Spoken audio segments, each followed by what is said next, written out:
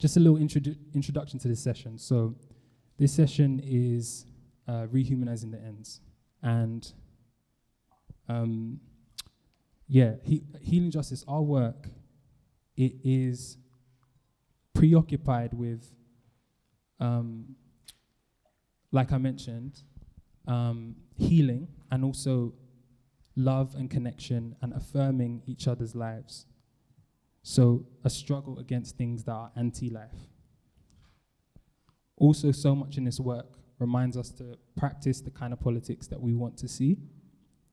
So bell hooks reminds us, in a world of disconnection and individualism, to repattern our behavior and our relationships for intimacy.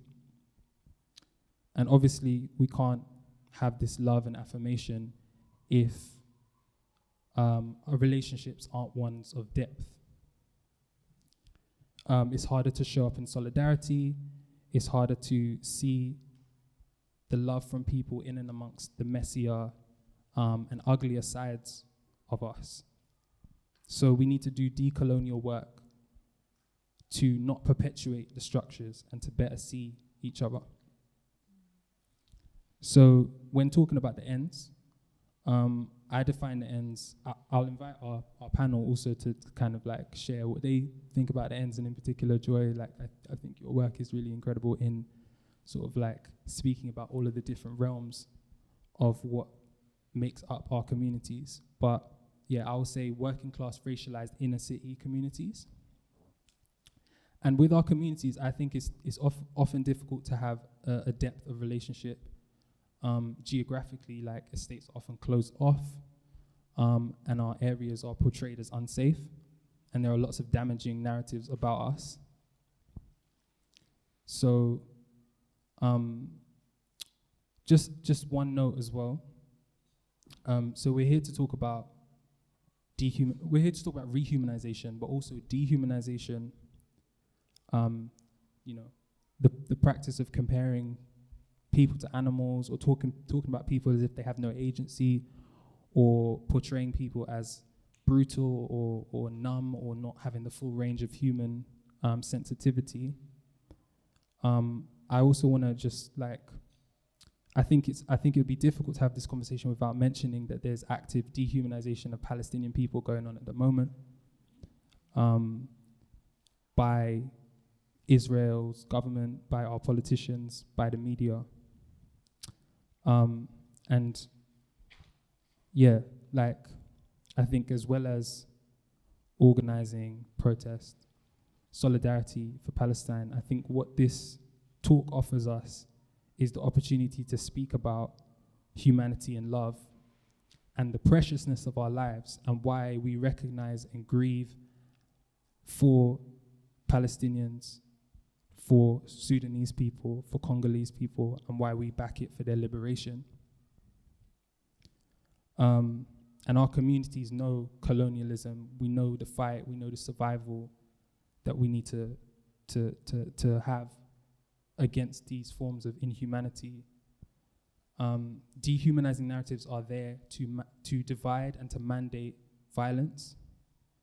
And through this, we cling to our humanity and our hearts and our love. So I hope for this conversation, we can talk a bit about who we are and our pain and our struggles, as well as our joy and our love and our creativity. Because the kids in the hood experience so much neglect, so much violence, so much deprivation, victimization, and they deserve our best efforts. Cool. All right, enough talking from me. I'm really excited to have these speakers here, because, like, yeah, just they are incredible in so many different ways. So André, just to start with André. So André's a genius. André is from St. Raph's in Brent. We are like basically from the same ends. Like I live around the corner from there, and I always used to play out in Raph's when I was younger. But yeah, so André is the founder and headmaster of Freedom and Balance, an art college based in London. Freedom and Balance designs curricula to help people exercise their creative identity. André believes art college is for everyone, and when done well, can help people to ask the right questions in new ways in a world that is ever-changing and in need of solutions. Next, we have Yusef Bakkali. So, what can I say about Yusef? Just formative in my thinking, I think. Like, really, like, I've told you this, Yusef, like, you've given me a lot just in terms of, like, the way I think about things. But yeah, like, I really find your work so valuable for kind of, like, sharing, like, why, like, sharing that we actually have such a sensationalist idea of youth on road, and how can we just bring it back to, like, what are these, like, kids' lives really like, and what does it feel like as well? And your concept, mum pain, which is shorthand for pain of the mundane, is really instructive in telling us about that. So just a bit more about Yusef. So Dr. Yusef Bakkali grew up in Brixton, South London, and from an early age became aware of injustice and inequality operating in society. His key research focuses around the lives of young people involved in road life, a contemporary street culture of which elements have recently been the subject of popular media representations in shows like Top Boy and films like Blue Story. Yusef's areas of expertise are youth, social exclusion, race, crime, music, youth cultures, road life, austerity, decoloniality, and masculinities. He holds a PhD in sociology and a master's in social research methods, and a BA in politics and society. And next, it's Dr. Joy White, and I feel really, really privileged to say that, like, and to be sitting on the same stage as Dr. Joy White, like, yeah. So what I would say about Joy is that you, like, Joy, I feel like you're such a wonderful representative for our communities. Like, if I could pick one person and go and rep the ends, like, I would pick Joy. I'm not gonna lie. Like, your work just, I feel like, speaks about our communities in such a depth and sensitivity and nuance. And your book, Terraformed, Joy's book, Terraformed, Young Black Lives in the Inner City, is an incredible study of a square mile in Forest Gate, using ethnography, interviews, memoirs, and archive to look at the impact of racism, austerity, and gentrification on young black lives in the inner city. And how young black people are being affected by being poor in an affluent world. Also, something else to say about Joy is that I feel like you really, like, engage in academic work from the heart, and I really appreciate that. A little bit more about Joy. So Joy is a senior lecturer in applied social sciences at the University of Bedfordshire, and the author of Terraformed, Young Black Lives in the Inner City. Joy has presented her work at a number of UK and international institutions, including the post-Windrush generation, Black British Voices of Resistance, the University of Cambridge, the Subcultures Network Conference Panel, the University of Reading, the Place of Music, Loughborough University, the Annual Black Studies Lecture, University of Nottingham, the Stanford University Forum for African Studies, Urban Culture and Political Engagement, Tropen Museum, Amsterdam, the Third International Research Conference on Cultural and Creative Industries. That's a lot of places, wow. Stephen Lawrence Research Center. Yusuf told me to say that, yeah. And as you can see, like, Dr. Joy White has an extensive bio and has done incredible amounts of great work over the years. So, without further ado, I'm going to introduce our speakers. I'm going to invite our speakers to open and talk a little bit about your work and your journey into it. And if you could also, like, briefly touch on how your work connects to the topic for today. And we didn't discuss who's going to go first, so whoever feels like it, you can go.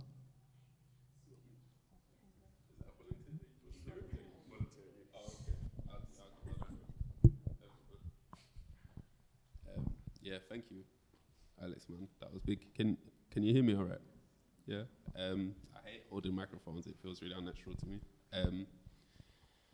Yeah. Why?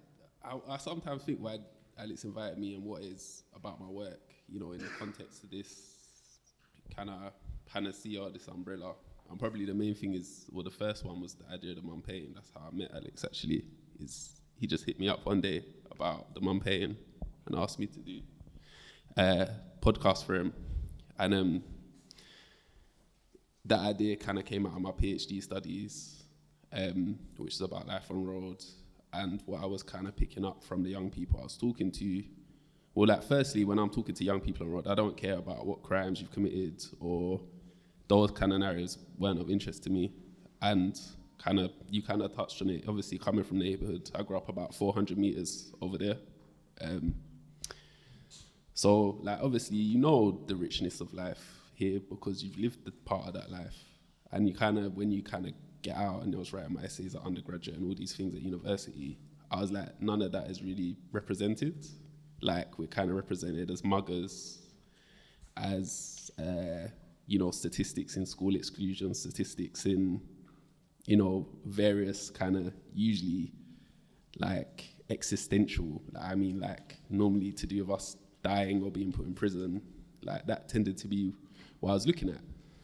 And I don't think I was consciously trying to resist that framing, really. I think I was more just trying to say what I knew and what I kind of was experiencing. And so the idea of the mum pain is like a psychosocial idea.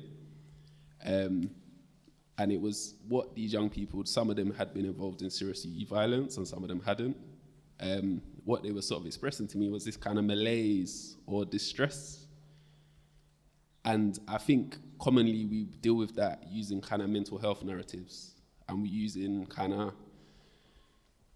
individual deficit. So I don't really have a problem with psychology, and I think it's really important, and I'm an advocate for mental health and all of these things. But I do think mental health doesn't start in here. It starts outside in our environment. And that combination between where you meet your environment and how you're treated in your environment and what you're experiencing in your environment ultimately is going to dictate large parts of your well-being. It's very, very, very hard to find your well-being in a situation where you're kind of consistently accosted or oppressed. And that's kind of where the idea started to come from. And it also started to develop in the spaces in between. So you hear about our community when we make the news. You hear about the community when some terrible shootings happened or some terrible incident or event has happened, which has kind of breached the threshold of respectability, the threshold of like this kind of understanding of peace. I was reading Edouard Glissant the other day, and he talked about this Western imaginary of Western people being peaceful. And in the context of the violence that's happened globally, that's a really interesting thing. So we're always cast as the people, the breachers of the peace. You understand? And I sort of became less interested in those things. And I started to think about, so what's happening in between these moments where we, inverted commas, breach the peace in whatever way? And basically just people feeling like devalued and not feeling like enough and coming from a position of like deficit. And it's not a sense that that deficit is innate in them, is that that's how they've been positioned. That they've been positioned in a way by the school system, by the social care system, by like a variety of other circumstances and situations in their lives, that they've sort of become, or like come to know themselves as valueless. And a lot of what I felt like these young people on the road were doing was performing or trying to compensate for this innate sense of feeling not valued. And someone was telling me the other day about a kind of another psychosocial term called mattering, and how mattering is really important to people, which is kind of, you know, self-descriptive. I think Ez was here today, she was with me, we were talking about that. So that's kind of where it came from. And then once you kind of put on these goggles, these kind of sociology goggles, like you can't take them off. So I'm walking around Brixton, and the early kind of iterations of this idea is Brixton's a good case study because you've got all this gentrification that's happened here. You've got a lot of people that come to the space and really enjoy the space. You understand, in a different way to how maybe some people that have lived here intergenerationally over a period of time have come to know and experience the space. And it felt like some people, the only resistance they were meeting was the resistance from the air and the friction on the ground. And those are the two things also that they need to keep them stood up. But then other people are sort of having to traverse through like treacle or concrete or like wet concrete. You understand? Like something is like, you still have agency, you can still make choices, you're still trying to kind of go about your business and meet your desired ends, but you're having to do that in the context of traveling through a much more difficult viscosity or consistency in your environment. And that was how I was starting to understand this idea that I'm pain, is that this distress doesn't come from something that's wrong in here, it comes from a real troubling, like something that's really difficult, but it's so intimate that it's hard to put a name to it. So like when you're walking to the shop, you know, something small happening, interpersonal violence in your community, being excluded from school or feeling like you're not being treated fairly in those environments. All of these things, or just not being seen, like them not recognizing what's happening to you in your life and being able to advocate and protect you and counsel you around those things. And that's where that idea came from. And I think when I talk about rehumanizing the ends, I think we've got to talk about it in the everyday. We have to talk about it in those spaces in between when we cross the threshold and we become seen. You know what I mean? Has to happen in those spaces in between. And that's what the mum pain was. It was partially a language to kind of identify structural violence, but it was also a language to talk about mental health in a different way. So it's a language to talk about mental health from the outside in, as opposed to inside out. So what's wrong with you? How do we treat you as an individual? Generally, like if you look at the statistics about who suffers more or who is sectioned more, these are generally groups that historically have suffered from inequality and oppression. Like, these aren't mysteries. And like, if we're really honest, I'm gonna say something controversial, like the positioning of psychology as a discipline, its status as a science particularly, are all aspects that also are to do with social control. They're to do with how do we treat social problems without affecting the status quo. And psychologists do amazing work. I'm not getting onto psychologists, I'm not getting onto the discipline of psychology, but as a sociologist, I'm asking a question about where do we want that to fit in our kind of understanding of society, and also fundamentally us and our own well-being and how we understand that. And those are the questions I was asking when I came out of that idea. And I think that they relate to this question that Alex is asking about how do we reassert our humanity? And part of that is also finding a language for our suffering, I think, which is what I tried to do in using some different language, really. Is that cool? Should we move on? Amazing. Yeah, can we get some? Thank you, yeah. Who's next? Hi everyone, my name's André. I live in an estate called St. Rafford's Estate, which is based in northwest London. I've been there all my life. And it's a neighborhood, and it's cool. I didn't necessarily know that there was a ton of stories that was surrounding the area and surrounding my friends, only until I started to go to college and I said I'm from St. Raff's. And then automatically their face drops and then they start to reel off these stories that are associated with my ends. I lived with that stigma for a very, very, very long time until I realized that I actually have a opportunity to influence how much that stigma is said. So I love drawing and art and poetry and all that kind of stuff. But by the time I get to like 18, 19, 20, I started to get into self-publishing and telling my own stories. The only metric that I had was to be as honest as possible with just my imagination, not even just my life experiences. These are the things that I think is a really cool story to say.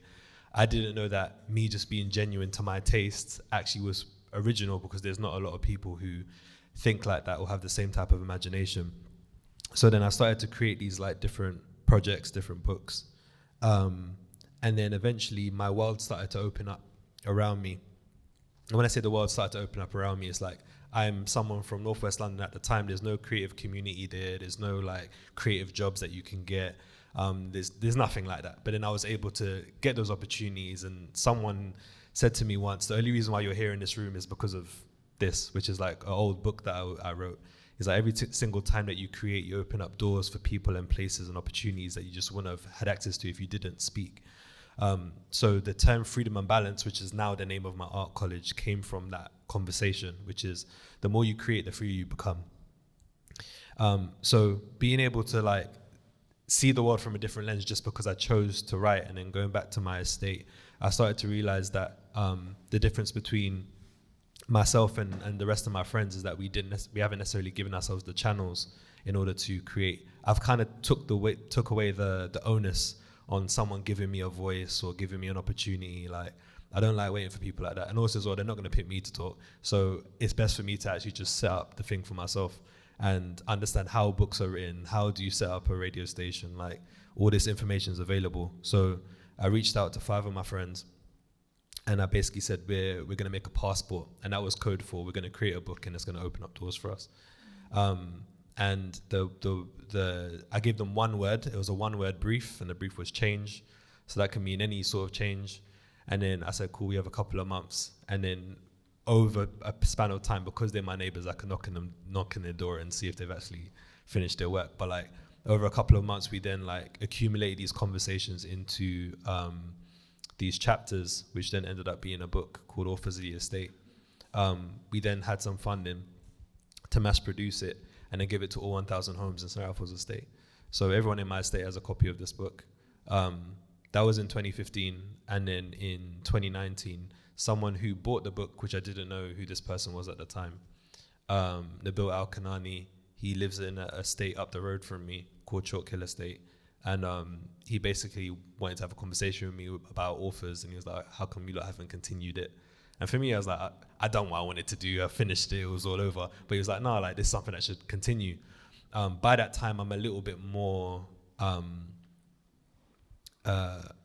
what I think can happen with creative production in the ends has become a lot more expansive than when I first done it. I just wanted to tell a story, basically. But then now I was at a point where I understood how creative infrastructure or infrastructure surrounding creative businesses worked. So then it then went from how do we tell our own stories to how do you turn a council house into a publishing house? So that was the question that we based the whole second Authors of the Estate from. And we gathered a whole bunch of, we gathered 22 authors in general. And it wasn't as simple as people sitting down and writing a book. It was, some of it is people went out and wrote their own paragraphs. Some of it was like voice notes, and we transcribed the voice notes. Some of it was just conversation that ended up being transcribed as well. But we said, as long as it's in print, you're an author. And once that was produced, we then gave everyone like their own codes to sell their own books and make money from it. They didn't really use it, but whatever. We gave them the technology in it. But like we kind of set up the technology for that statement to be true, which is like, we are a publishing house. If you reduce like what a publishing house is to its core, it actually happened here in Chalk Hill. So that is very brushing through the whole thing, but that's basically the essence of what all of my work is. I run an art college called Freedom and Balance, and I was always okay, so basically when I was in St. Ralph's, I always used to, there was a period of time when I thought that Shoreditch was the place where like creative geniuses lived, yeah? I know, but like at the time I really believed it, yeah? But these times I didn't have any access to that. So I just thought that, I'm not good enough, so I need to wait till I get good enough to work there. And then once I started to do my own stuff, like brushed it off and do my own stuff, the world opens to me. I go into these meetings with like these people who are like heads of big brands, and like, oh, you're André, you do Authors of the Estate. It's like, oh, we use your stuff for our mood boards. I was like, oh, right, like, because I was on the outside looking in, but I realized that you're out. Anyway, whatever. So I've realized that like I always come from a position of like, I try to do everything up front. I try to do the work up front. I don't really wait for anyone to tell my story for me. But going back to Rehumanising the Ends, the reason why we've done Authors of the Estate in the first place is because the origin of the word author is actually the Latin word, I think it's octa, and it's where you get the word authority from. So it's someone who writes the laws of the land. So like, we are the ones who writes the laws of our lives. We write our own stories. And the rehumanizing is like, there are so much stories about like the moment we do something wrong, there will be a story written about us. But actually, when you get those very same people whose stories are written about to write their own story, you see it from a perspective that you will not get anywhere else. So that's one side of rehumanizing the ends, which is like, it's important to rehumanize ourselves to ourselves. The book wasn't really for the external world, it's just for us to read our own stories, but okay, like, we're not crazy kind of thing. But then the second part of rehumanizing ends, which I wouldn't have time to say it right now, but if it pops up, is there's also the rehumanizing, not just in the end product, but also in the process.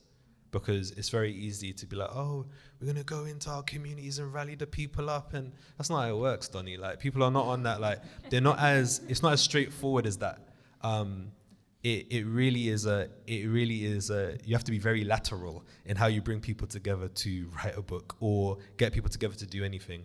And with that could come a lot of heartbreak, and if you do it consistently, you could end up being like a disillusioned. Some people's like, I'm done with it. I'm not working with these men no more. I'm not gonna do this. Why do I try? Why do I bother? And there's this balance between romance and love, where it's like you need enough romance for you to start, but after a while, sometimes the romance ain't there, and you just need to love them, innit? Like, so yeah, I think it's important to understand that the humanizing of it isn't just about like seeing us as human, but it's like when you're producing it yourself, have to be like, we're all human in it, and understanding and accepting that. So yeah, Authors of the Estate is one of the best ways to describe what my relationship with my ends is like.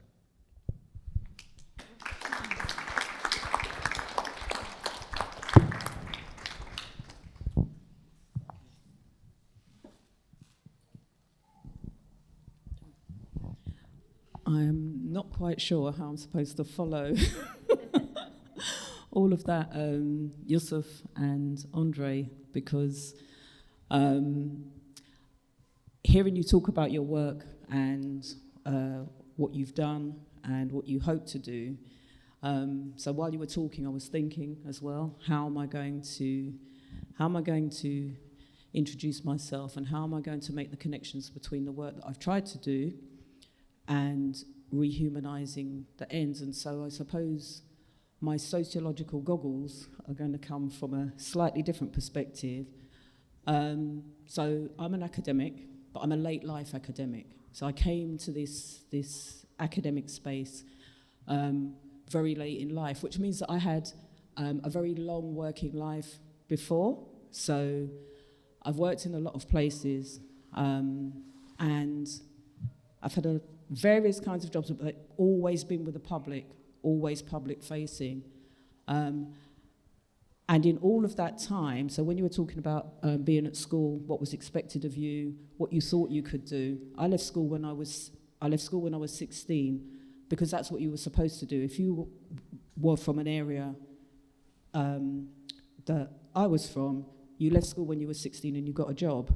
And I'm talking about a time that's a very long time ago, right? So I'm just looking around the room to see if I can see some fellow people from my generation. So just to explain that at 16 in the 1970s, you were an adult. You went to work, you earned a living, you made your contribution. And if you were an adult from a working class family, that's what you did. And so that's what I did. And then for a long time, I thought that further education, higher education, that wasn't for me. You know, it wasn't something that someone like me did. And so I did all of my further and higher education part-time as a mature student, which means that I don't really, and still struggle with the nuances of academia and how it works. And so I'm always stepping over boundaries and not quite understanding where I'm supposed to be. And I think that shows in my work as well. My work's very interdisciplinary. I'm really interested in Black popular culture. I'm really interested in musical forms. I'm interested in what music does in terms of what it does for people, how it kind of holds you together, how it lifts you up in good times and bad as well. And so somehow in all of this, I find myself not quite at the top of my profession, not quite, somewhere near the middle, and I had enough. So I set up a business with a friend of mine in East London, which is where I'm from, mostly for the last 40 years. And I was running this business, and I'd done a undergraduate degree, part-time, and I'd done an MA part-time as well. I was running this business in the early 2000s in East London, and we were taking young people on work experience. And the school would send us what they called the pre-NEET. So NEET is not in education, employment, or training. So these were the young people from ends that they expected nothing from. They weren't going to get 5 A-star to C GCSEs. They weren't going to get the pick of the colleges or the A-levels. And they said, well, you know, if you can keep them in for a week, that'll be great. They expected nothing. And I watched these young people come through the door, and they were a little bit like me. They wouldn't sit in the seat, were really interested in the computers for what they wanted to do. So we're talking about an era of MySpace, and Facebook had just arrived. So they'd roll in, nobody had a pen, no one was really, really interested in how, you know, the training business worked, but they were interested in, you know, being able to get onto MySpace and share whatever they were sharing. And so bit by bit, I just became more interested in what these young people were doing. These were the young people that were not quite written off, but not much was expected of them. And that was the start of my PhD.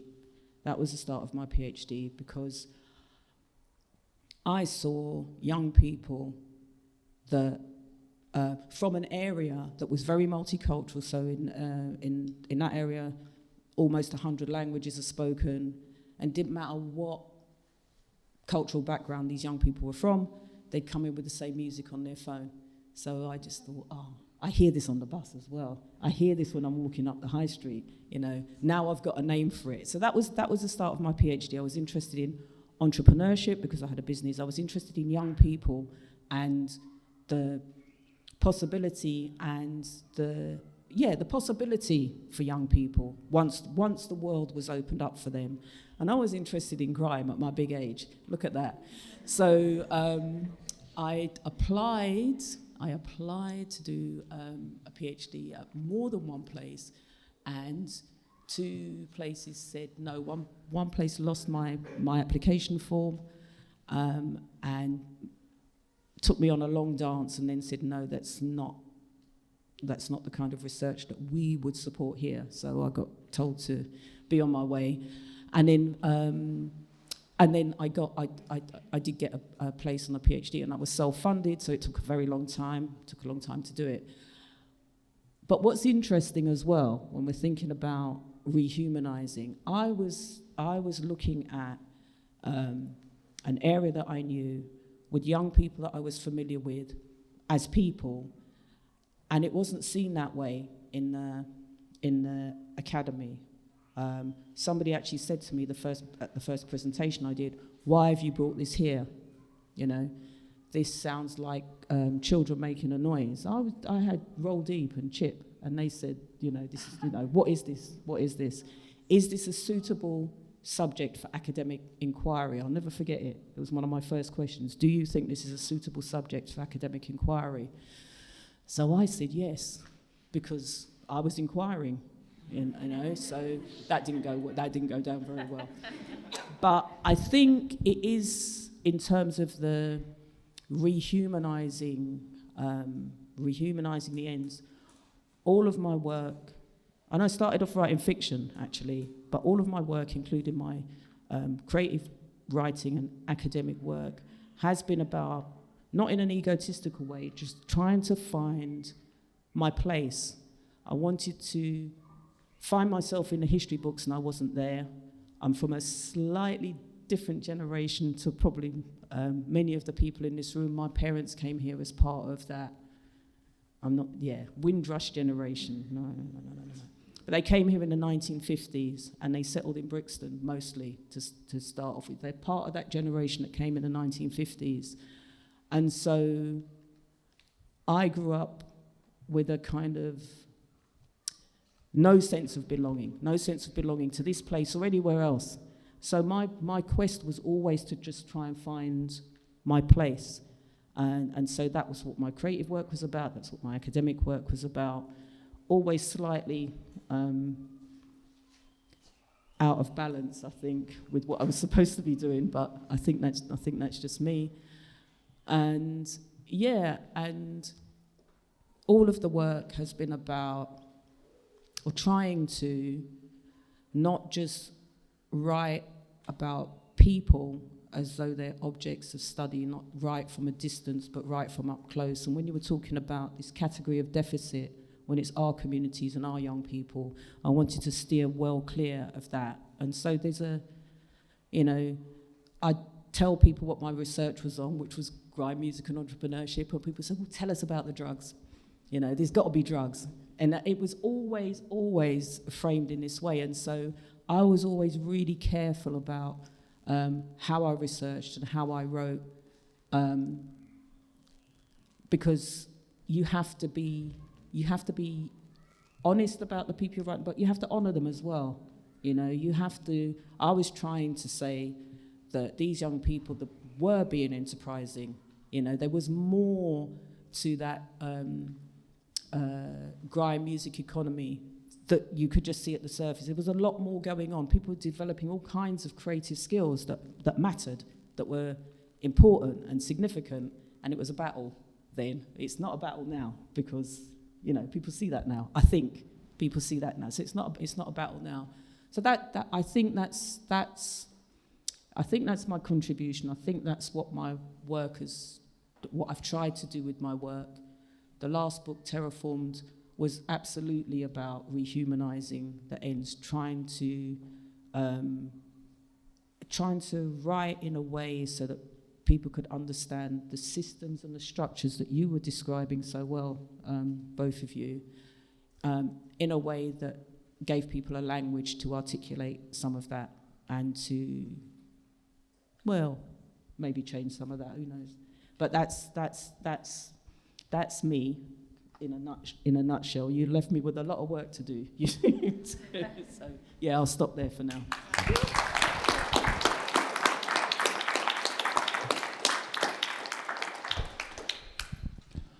I mean, yeah, I'm really I'm feeling a lot of things just from hearing all of that.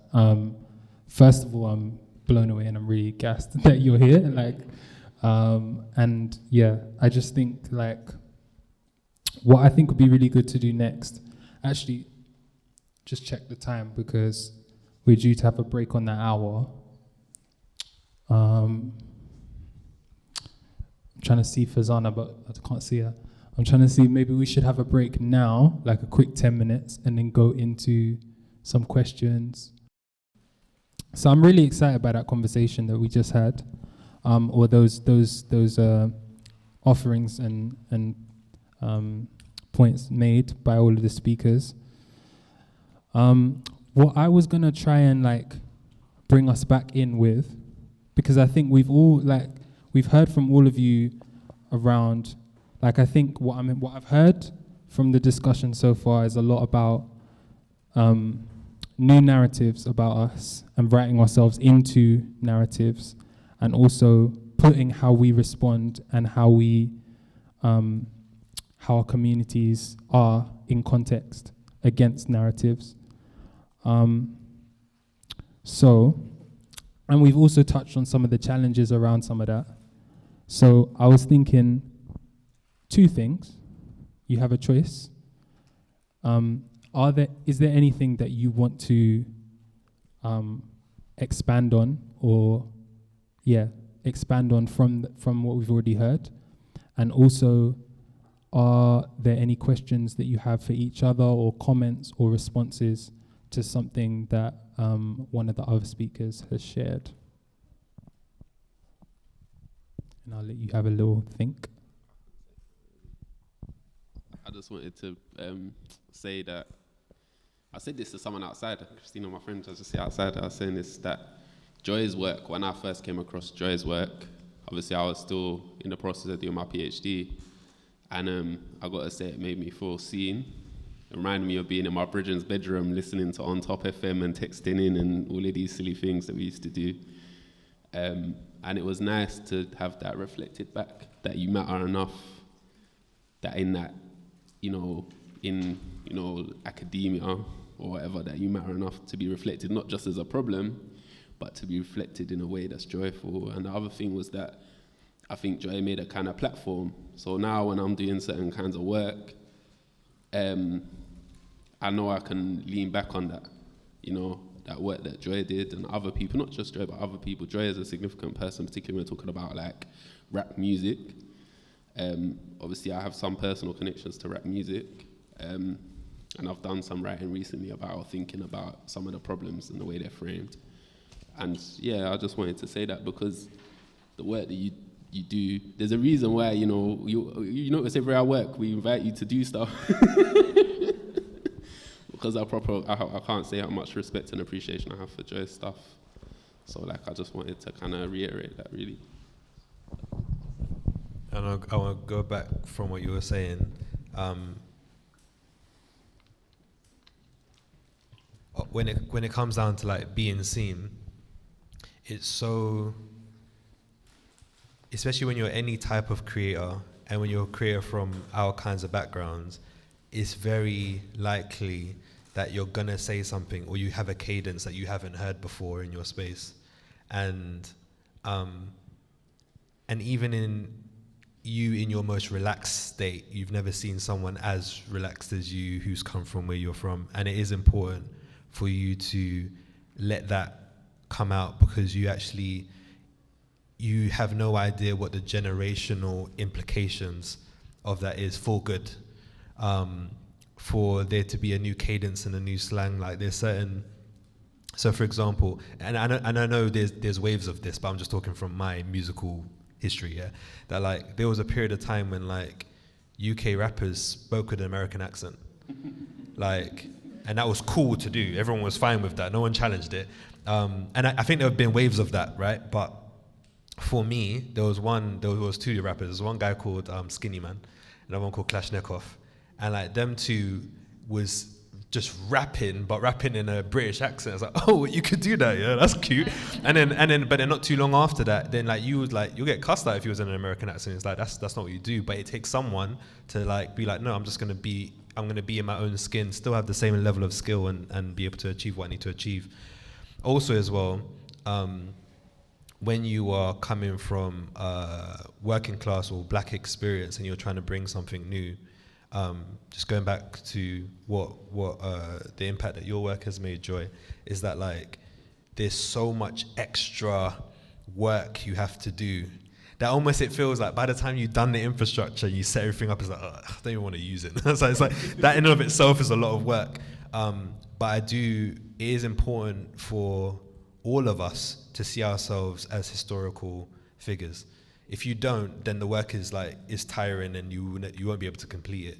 But if you see yourself as a historical figure, I know that like what I'm doing now, which is taking me my life to do, is going to be a preset for like younger kids. It's going to do it quick. Authors is not going to be a thing to talk about like for some kids in the future.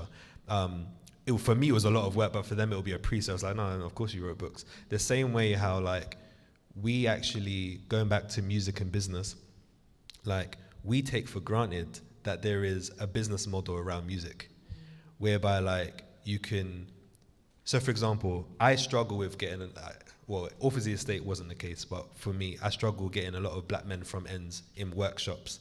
And I think, I've got a theory, the actual environment that I have, like art workshops and the Crayolas and stuff like that, man, I'm not doing that, man, that's cool. But that said, if I was to have a studio, I wouldn't even need instructions. There's no brief, there's no nothing. They'll figure out how to like pour their heart out into song. It's just that the context needed to be a little bit different. But I think also as well, there's, especially when you're dealing with people who want to imagine, but they want constraints. Music works because it's like, cool, here's 8 bars, right? Or here's 16 bars. Do that 16 bars twice. There's a chorus in the middle. put it out on Spotify, video record yourself in the studio rapping it, it goes out on YouTube, get a couple hits, like all of that infrastructure is very clear, whereby like that's why oftentimes a young black kid from Ends is like, cool, I want to do music, where they might not even want to be a musician, but it's a very clear format on what to produce and also as well where to go. And it's important for us to have that same thing with publishing, same thing with all the types of like design, all these types of other disciplines. It's important for us to ask ourselves, like, what is the 16-bar format for design or architecture? Well, architecture's a bit crazy. I don't know, don't do that for architecture. we want safe buildings, but like, what are the different formats for all these different disciplines so we can actually broaden that same thinking that we have with music? Can it be broadened out into other stuff as well? But yeah, it's a lifetime of work and it's not a joke, but it's definitely generationally worth it. So small lad from me, which is to say thank you again.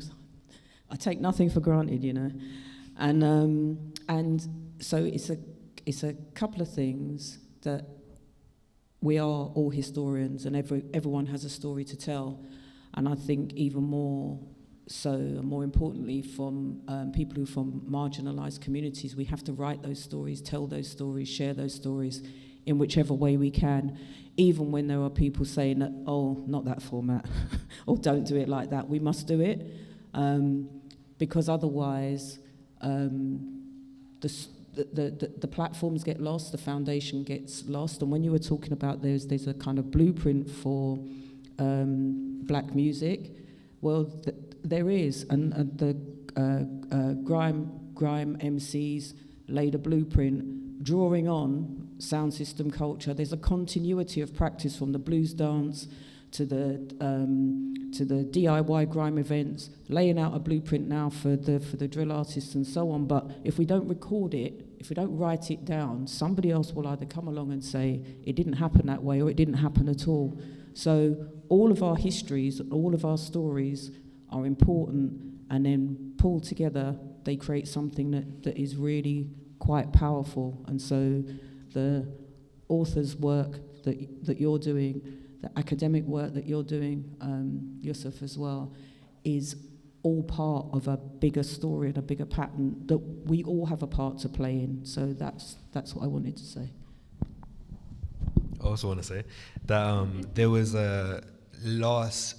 yesterday I was on the train and I typed up Risky Roads 2, and Risky Roads 2 is basically like it's basically like a DVD compilation of different people just rapping. But this was during the time when like Gets was called Ghetto, and like Devlin and all the man there just rapping. Yeah, one guy called Griminal. At the time, he was my hero in year 8 because he was round about the same age. And like, but at the time, it just felt like someone happened to be in a studio recording these people rapping, and that's exactly what happened. But now it's 15 years old, and there are children who was not born when this video was recorded, and now it has a different level of historical importance. I'm saying that all to say, like take your camera seriously, like take your voice memos seriously, like record things, date it, put it in a folder. You ain't got to make a documentary yet, you ain't got to do an exhibition yet, just store it, because like this moment here, thank God it's recorded, this moment here will be historical 5-10 years from now. And we'll be looking at it, like, imagine the time when we was talking about rehearsing freedoms and what were they like. And if you're someone with a time travel, be like, what is it like? You'd be like, it's a normal day. Do you know what I mean? But when you look back, we're gonna be able to understand how important this moment is. So when you writing things down, drawing things down, taking pictures, recording voice memos, like it hasn't got to be a project, but the practice of remembering through the technologies we have, rather than just putting it on stories, is such an important thing, because that stuff gets deleted, and actually there's mad institutional like efforts to make sure you do not remember how this thing went down. So remembering your history is super important. I think that's a really good segue into what I was hoping we could all touch on, and like, yeah, this question that I had kind of thought about for this panel First of all, I'm not gonna lie, I stole it from another panel that was as part of this festival, but I think it was really a beautiful moment as part of that panel. It was the policing and the one with, safety beyond policing. Thank you, Fazana. And it speaks to what you've been talking about, but like, just to also preface this question, like, because I feel like there's a difficulty with this question, which is that I feel like in communities where there's a lot of harm or a lot of violence or like just kind of like difficult circumstances, it's like it can feel difficult to slow down and take note of like, you know, how am I feeling, or, you know, is it safe enough to connect with my vulnerability right now or anything like that. So I want to offer out to the panel, what is something in your lives, or can you tell a story, or can you share a piece of art or music in your that you've come across that really affirms the value of our communities and their lives, or love or care in our communities? And it can be anything. Like one of the answers to the question in the other panel, like they were talking about, you know, like it was like Tupac Changes, that song. Do you know what I mean? Because I think that song is just like really. When I left school for our end of year party. It's a sick song, right? And it says, and that to me, that song's so life affirming because it's like, it's real, like, yeah, it's talking about our pain, and it's talking about the struggle of like being taken seriously and like being considered, you know, like, a whole human person essentially. Like, but I won't answer the question because it's your question. But yeah.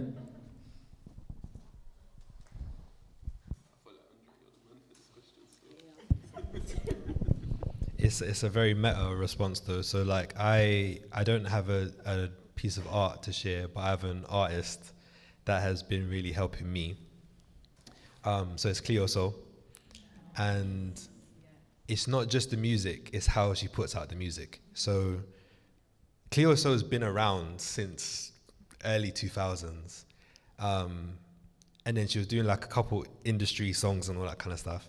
And then she kind of went away, and then she came back with Rose in the Dark. And then the next year came out with Mother. And 2 years later, now she got 2 albums back to back. But anyway, when she drops these albums, you can tell that like even the production of it, it's so beautifully orchestrated. You could tell that it wasn't just drum pads. You could tell that they hired out a whole orchestra to like play this song. It's very beautiful, sounds like a classic, and then all of the albums sound like classics. But the thing that sticks with me is that she has given herself the freedom to still be private. So like she updates her Insta kinda, like does no interviews, does one concert a year. You're not really seeing her feature, and she's all the things that you feel like you need to do as an artist or a creator or a practitioner. I need to do this. I need to connect with this person. Need to network. I need to make sure I market myself. Like she's like, no, I'm going to do exactly what I came here to do, which is make music. I'm going to do it as honest as possible. And I went to go see her in May, and like the whole like Royal Albert Hall was packed out. So it's a secret that we all know about. And the thing that I find the reason why that means a lot to me is that I am from a black creative from Ends, you're always under this consistent temptation to sell your privacy, and to sell your trauma, because it makes more money than your joy. Let's not get twisted. Like you'll be able to pay your bills with trauma, and it's dangerous because oftentimes when you're desperate to just be like, listen, I just need to pay the bills, the thing that's up for sale is the thing that needs to be healed. So it's important for us to figure out like what is the thing we actually want to put out, and then how do we manage ourselves around that. So Cleo Soul and how she's been putting out music has been very uplifting for me, because I do think that it's important for us to be very deliberate on what we share and what we don't share, and what we want to put out, and what is sacred for us, and what is private, and what doesn't need to be put out into the world. That's another part of rehumanizing ends. It's like, you don't need to know everything. Like, part of my human right is for me to, I can have a private life, and a private life doesn't need to raise any suspicion. It can just be my private life. So yeah, I think like that is a very, and how she's been moving for the past 4 years really inspired me.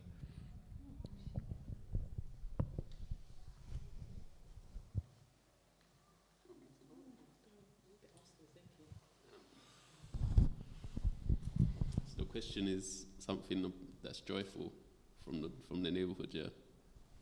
Yeah, and it can be something you're practicing or something.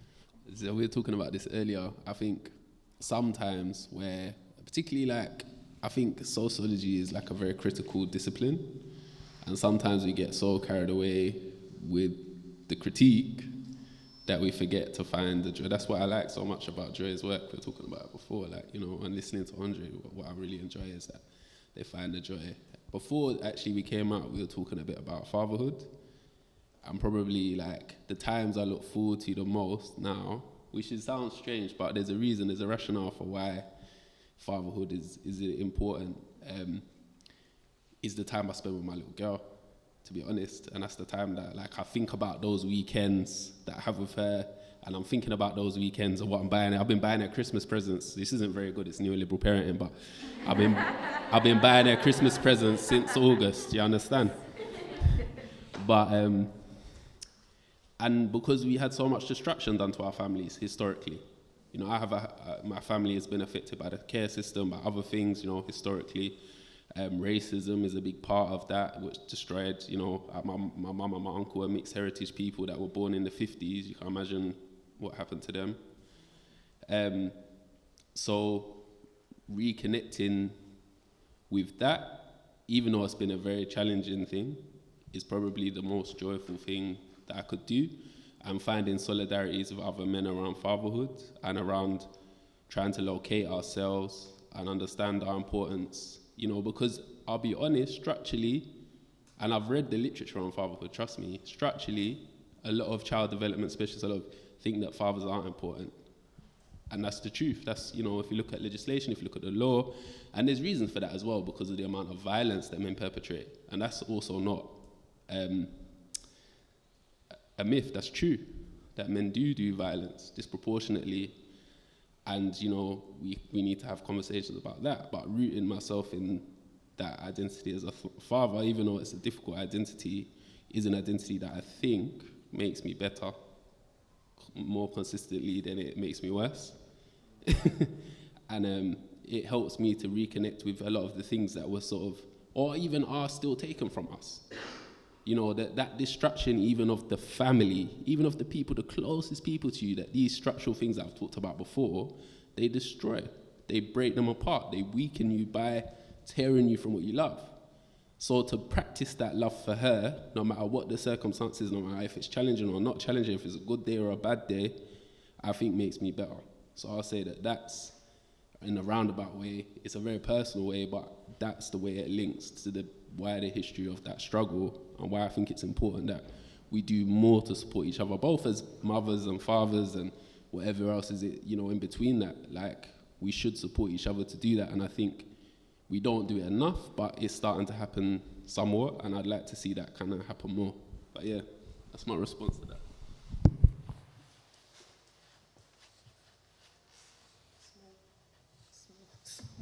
Very small. I suppose,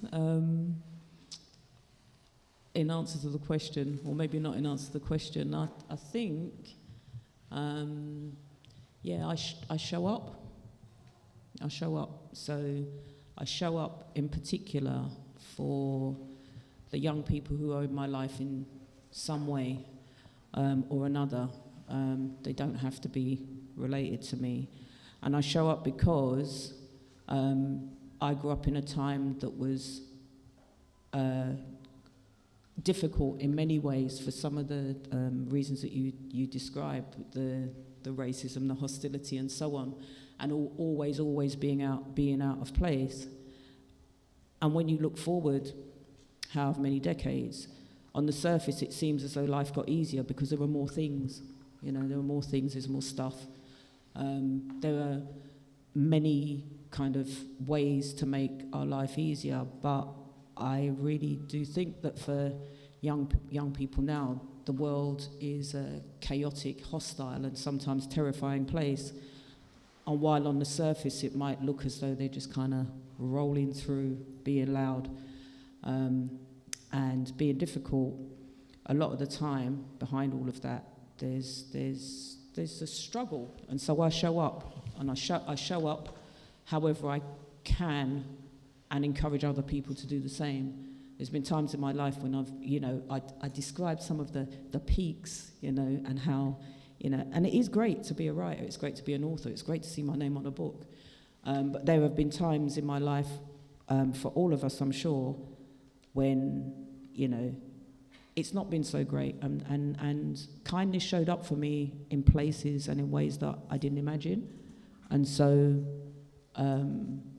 I have always been a kind of glass half full person, but I try and make sure that, I share some of that kindness around where it's needed, where I can see it's needed. And the other thing about encouraging people to do the same is it's easy to walk on by. It's straightforward and easy to be a bystander. But even if all we can do is bear witness, show some kindness, because really and truly life's hard, sometimes. Thank you so much. We get a clap for that? I think it's a clap for that, yeah.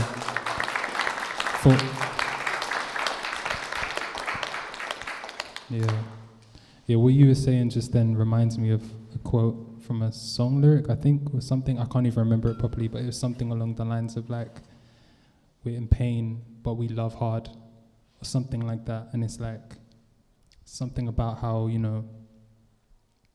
that showing up and that care happening in communities experiencing a lot of marginalization,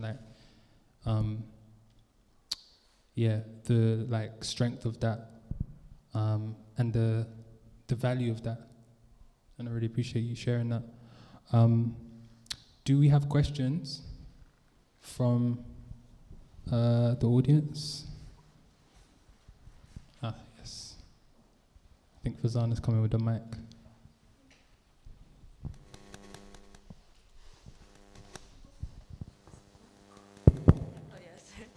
Thank you so much to all of you. That was incredible.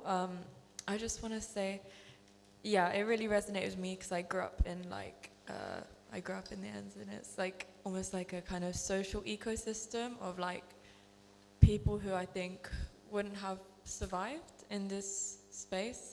So like a lot of people in my block are like mentally unwell, or from a refugee background, or very deprived or marginalized, and I really, really resonate with these messages, but I'm wondering how can we bring this outside of the space, because I feel like a series of kind of social deaths, like for example, like the pandemic and stuff, I feel like there's more tensions than ever between the people in these kind of spaces sometimes, and I'm wondering how we can kind of come together and bring these ideas and facilitate kind of discussions and kind of healing outside of people actively seeking Healing Justice London events, for example.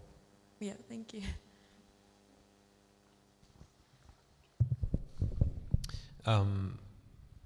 It's a super difficult one. I think one of the things that's been helpful for me when it comes to working with communities like that is to do the work of thinking about what are possible solutions, and then asking yourself what is the smallest unit that this thing could be for it to still be a solution, and then try to distribute it as much as possible. I think one of the things that can stifle us is to think about solutions in a way where it's going to be this one thing that will fix the situation. But if we think about it in terms of here's 6 possible solutions. What's the smallest thing that we could do within our budget, within our resources, within the networks that we know? How far can that go? And then let's almost have a, I don't know if you know about pointillism, but pointillism is like the paintings that have like loads of little dots. And then when you zoom out, these small dots actually paint a picture or give an impression of something. I don't know, I don't have an answer, but I think that a good way to approach it is to think about like, what's the smallest version of these big ideas? And then how do we distribute it at such a volume that it has a pointillist kind of effect where we look back, it actually does solve a lot of the things that we're looking for. But yeah, I don't have an answer, but yeah, that approach has been helpful for me in the past.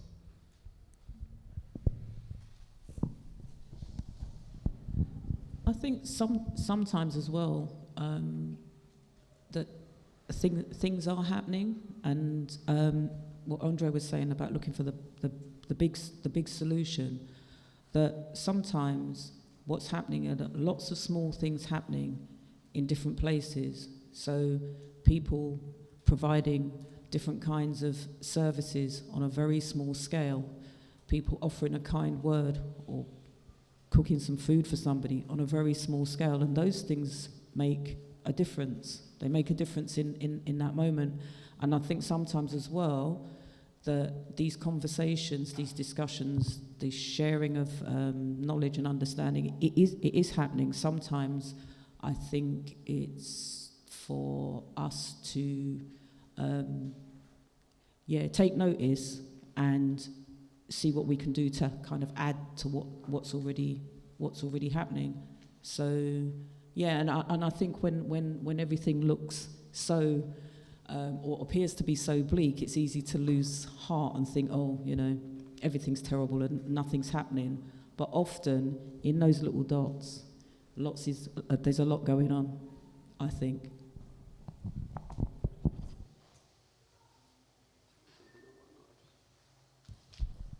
Did you want to answer that, Yusuf? I think there's another question. Cool. They did a good job with that one. Yeah, let's take another one.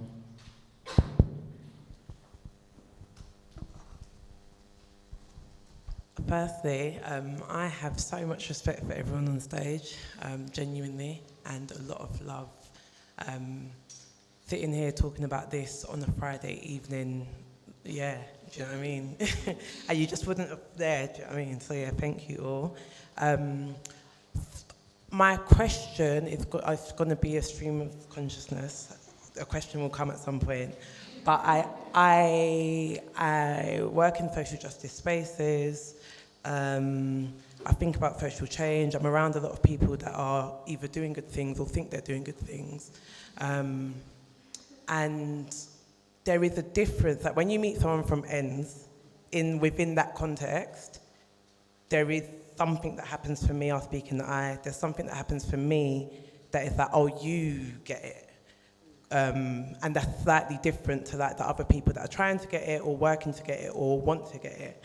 And I think my question is around how you navigate that, because I think how you navigate that in a way that is both respectful of those in the pursuit of being genuine allies and genuinely trying to work towards change, and navigating all of the complexity around that. Thank you for the question. One thing that I've experienced a lot is actually you end up trauma bonded to people, especially if you're like the only 2 people or 3 people in like a space where you're sort of feeling a bit isolated. So like within the university or within this space or that space, I'm sure it applies in other spaces too. And that also is a bit of a problem, because if we become bonded to each other just through our trauma, we ain't bonded to each other through our joy. And I think I've seen that happen too many times, is that our bonds just become about our trauma and we forget to enjoy each other's company and enjoy each other as people. And I've definitely been guilty of that, 100%. So I would extend that out, I suppose. So if I'm advocating for bonding through joy with people that, inverted commas, are like me, and that's, loosely, I could also advocate for bonding through joy and through trust and other processes with people that maybe aren't so like me. And I am not very good at it, to be honest, I'll be real. But I think that there is a space for that. There's a lot of things, so like, you know, I've had girlfriends that have a different social class and ethnic background or other, you know, key people in my life, and there's always problems with that.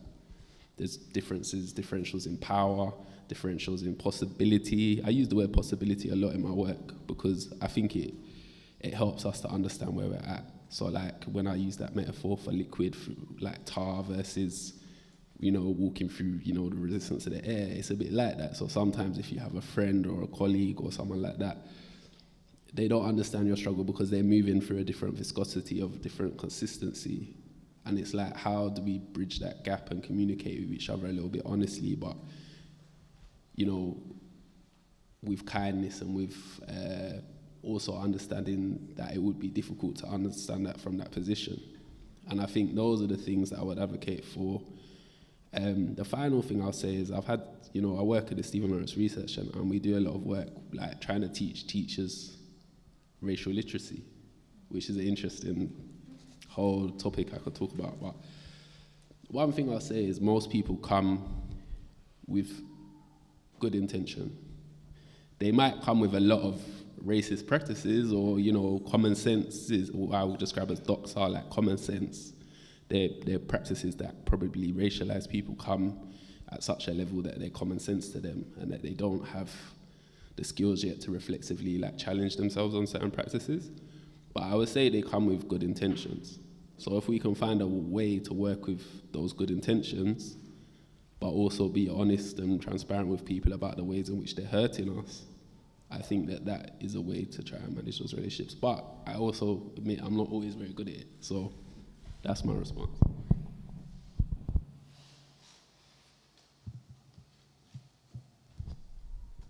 Should we take one more question, I think? I think we've got time for one more.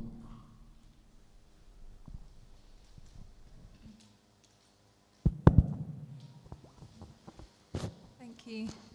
Thank you so much for the healing in your words and the metaphors and the poetry and the stories that you shared. It was so good for the soul.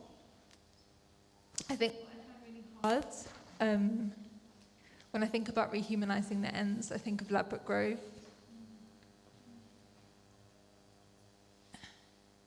And like my older brother was there the night of the fire. You know, so I'm thinking like, I hear the joy and I feel the joy inside of me, and your reminder, I'm taking that with me. I also feel so much pain when I think of rehumanizing the ends and the people who died and the people who still don't have homes. And so I want to share that pain and bring that into the space and bring Grenfell into the space and the kind of stain that's left. And I also want to ask, how do we get Kensington and Chelsea Borough to humanize the ends, please? Right, like, how do we get the systems to humanize the ends? That would be great. If you could help me with that, I'd be indebted to you. Yeah, thank you for sharing that. So I haven't personally lost anyone in Grenfell, but I have a very, very, very close friend who has lost a few memories of her family, and her name's Firuza Afwerki. She's a photographer, and her response at the time was to photograph the people who are the survivors, or some of the survivors in Grenfell. I made a book, and then it's been going on for a few years now, and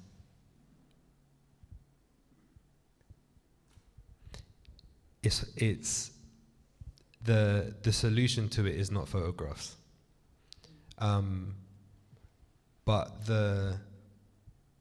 from seeing her journey, one of the things that I witnessed is that there was a play about Grenfell and the whole play, it was done quite well, but like the whole play was kind of about the negligence that's happened.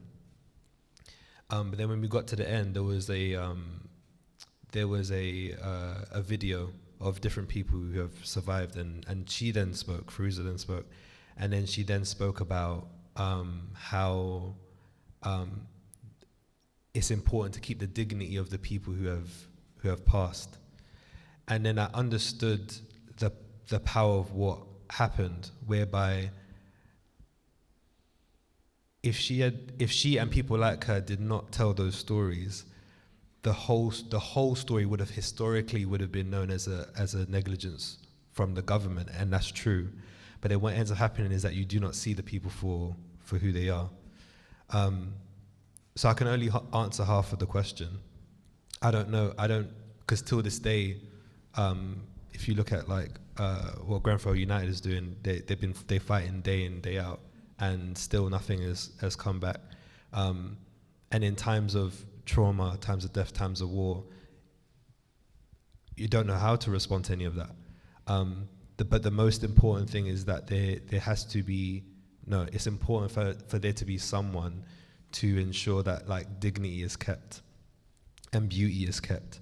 When we're talking about rehumanizing ends, it's in a context that is very dark and very violent, and sometimes it can seem like this is not happy-go-lucky. Like there's loads of violence happening in where we are, but it is very important to also make sure that dignity and beauty, as frivolous as beauty may sound, it's important to make sure that it's kept, because if that's not kept, then the way in how we will remember these events and remember ourselves would be lost. So that it's the one of the things that the metaphors that I have is when someone's grieving, some of the hardest things to do is to talk about the future. What are you doing tomorrow, or what you plan on what are you going to do in the next 5 years is the worst question to ask someone when they're grieving. Sometimes this question is just to be present, like we've speaking about being present, and then other ones is sometimes talking about the past, good memories. And in the time when it just happens, it seems like it doesn't make much sense, but long term, I think it's very important for our collective healing. So apologies, I'm not able to respond to the second part, but the first part is super important, making sure that the beauty and the dignity and the memories of the people you love is always kept strong. So a few years ago, when I was teaching criminology, I taught on a corporate crime module or organised crime module, and I taught Grenfell as a form of organised crime, which it was. It's funny, when some people do organised crime, it's not a crime. When other people do it, it is a crime. I work, where I work at the Lawrence Centre now, one of the things I have to say to people is that it's not over, it's not finished. Like, they didn't get justice. And sometimes we ask ourselves, what could possibly retrieve that situation and make it just? What could be a just outcome for that? And I don't know. Like, some wounds are so deep and so unfair, and I know this isn't the theme of rehumanizing, but sometimes accepting that will never be healed. Never, never. But one thing I will say is I used to take students on marches and, the silent march and stuff, and I don't always know if I did the right thing doing that, whether I think it was some were accepting it in the right way, and others maybe were viewing it in different ways. But, that's why I was trying to encourage them to get involved in activism, trying to encourage them to have solidarities. But one thing I will say is that in that space, people are rehumanizing one another. Like, I know enough about Notting Hill and Carnival and, lots of other, relationships and interpersonal networks of support in that community. And, even what you're saying here, where I think that work is happening within that space and people do recognize each other. And also people, I write about the ways in which people are wounded and that sometimes means that they can't care for another in the ways that they would hope. But that doesn't mean in their core that that's not what they want to do. So I would say that in terms of justice in the way that we hope from the top down, what could they do that's just? They could put people in prison, and they should. Let's not mince words, they should. And there's people that definitely have broken the law and caused that, knowing what the risks were. Whether they will, I don't know.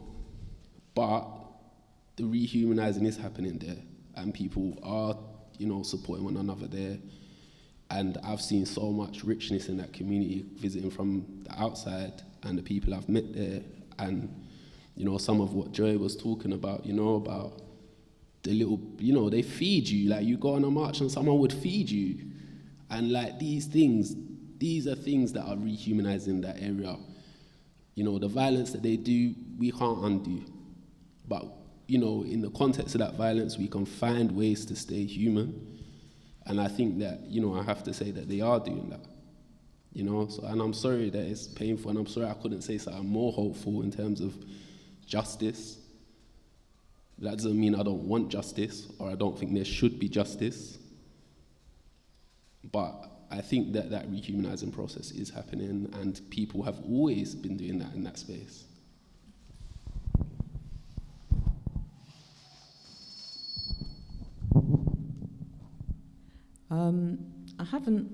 I haven't really got much to add, only to say that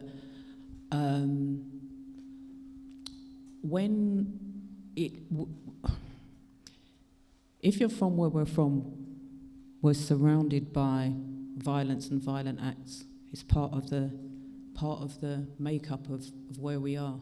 I think the thing when it's that when it's the violence that comes from inequality, the violence that comes from having those gaps between rich and poor, and why some lives appear to have less value than others, and then you kind of thread that through with, when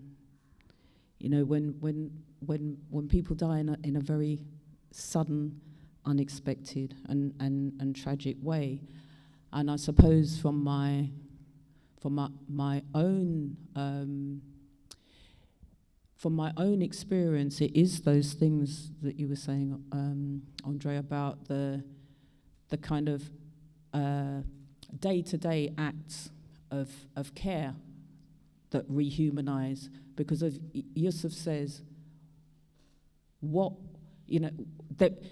there is no justice, there hasn't been any justice. What could undo what has been done? There's nothing that can undo what has been done. And when somebody's life and lives are taken in that way,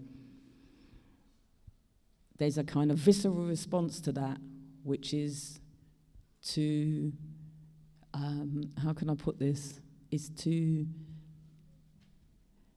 not feel human about certain things and certain situations. And I suppose that in that context, that all we can do is to try and get to the other side of that and find our humanity again, and see people as people, and to treat people in the best way we can. Because when you've been in the midst of something that's very, very, very violent, and someone has lost their life, then this is quite hard to say, because I don't think I've said any of this out loud in this way before. It's a real struggle not to lose your humanity. It's a real struggle not to want to do terrible things yourself. And I think that one of the things that we can do is recognize that and work towards not falling into the, I want to do him something. Do you know what I mean? It's a very human response, but it's an inhuman response. And so instead, I think we seek justice wherever we can. We look for humanity wherever we can find it. And that's the nature of being human, isn't it? It's flawed.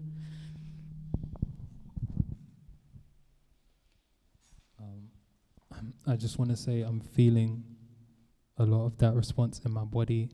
I just want to kind of notice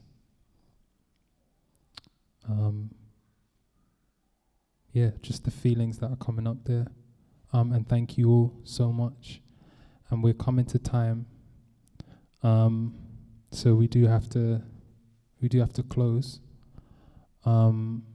So I just wanna, I'm looking over here, but I can't actually quite see, but this is our Healing Justice London community agreements. And I might just try to take it off the wall actually and just read it. But there's one of them in here that I just wanted to point to, and it's that capacity to grow. So these are ongoing conversations. Not everything will feel resolved or resonate at once. We commit to growing and creating spaces to do so with curiosity and creativity. And just to encourage us in that, to just remember, like, these conversations aren't gonna feel resolved. But yeah, we do have to close. Thank you so much to our speakers. Do you wanna, like, I feel like, is there anything else you wanna say before we close? I want to say to give these books away. That's what I want to say. Cool, we'll do that. We'll absolutely do that. I just want to reiterate my thanks so much to Yusef, Joy, and Andre. Just like really, you want to say something? It's a freestyle, so I don't know if it's going to bang. But, I was going to say, I was going to say that oftentimes when we think about power, there are leaders who are in charge of society and our jobs and all that kind of stuff, who it's important for them to take responsibilities for what they do. And it's also important for us to understand our capacity, what we can do, how our actual power, what we can do on a day-to-day. I always get scared in these kinds of talks, because sometimes when we speak about power, we speak about it as if someone else should do it for us. And like, that's partial, that's true. But also as well, I'm from the thing where it's like, we have to do a lot of the work up front. So one of the things that I would say is that something to think about is when you're going home on your train or whatever, ask yourself, like, who are the people that I want to be in conversation with? Rather than thinking about like changing the world or communities or all these big words, it's like, who's the people? And if you can specify what's the type of people and what's their names, if you know their name. And then ask yourself, like, what's the type of conversation you want to have with them, or what's the exchange you want to have with them? And that could just be one question, a line or two, and then just write down, like, what would you want to exchange? And that could be a conversation, that could be food, that could be money, that could be wherever that resource is, like, what do you want to exchange with them? And how often do you want to do it? Once, twice, every week, whatever. I think just thinking about those people in very concrete ways and be like, this is what I want to do, and these are the people that I want to join in this journey, allows you to exercise your power in a more practical way. So yes, there's definitely people who need to fix up their lives beyond us, but also as well, the more challenging thing is to ask ourselves, like, all right, what is our power on a day-to-day, and how do we access it and use it? So yeah, take the time to like meditate on that when you're on your journeys. I want to share something that actually I learned from Joy. Maybe you should say it really. When she came to give her annual lecture at the SLRC, she just talked about not having to rise to everything. Because she's an expert, she's a sociologist, doesn't mean that she has to answer every question. Doesn't mean I have to be able to answer every question. Doesn't mean you have to be able to get involved in every fight or every battle or every spat on social media or whatever it is. And I think that was a really powerful thing, Joy. Maybe you could follow up and say it better, but I think we have that kind of sense that sometimes we feel aimless and we don't feel in control, and it makes us feel like we must do something. But also sometimes it's okay to just sit with yourself and enjoy yourself and do other things, and that's not a crime. Like, that's part of why we're here. Do you know what I mean? Like me, when we're spending time with my daughter or whatever it is, those things that I think about that I know that make it worthwhile for me. Otherwise, I'm just always fighting, you know, swimming against the tide, and that is very, very, very exhausting. So I think that's also part of it. Maybe Joy will follow up, because it's something that you inspired me to say. So I'm glad you're inspired. But it is, you said it. You said what I hoped that I said, and it is that. It's about knowing where to place your energy. It's also what André is saying about taking some of that power for ourselves, deciding what it is that we want to do, where we want to place our energy, our time, and our strength and our efforts. And we don't have to have every battle. We'll be worn out in a very short while. I could have an argument every day. I could be resisting racism every day. I could go into battle with every shopkeeper and every, that followed me. Do you know what it is? But we have to choose where to place our energies and our efforts, and rest. Rest is really important. You can't.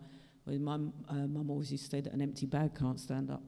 That's what it is. You have to, keep something and rest. So, yeah.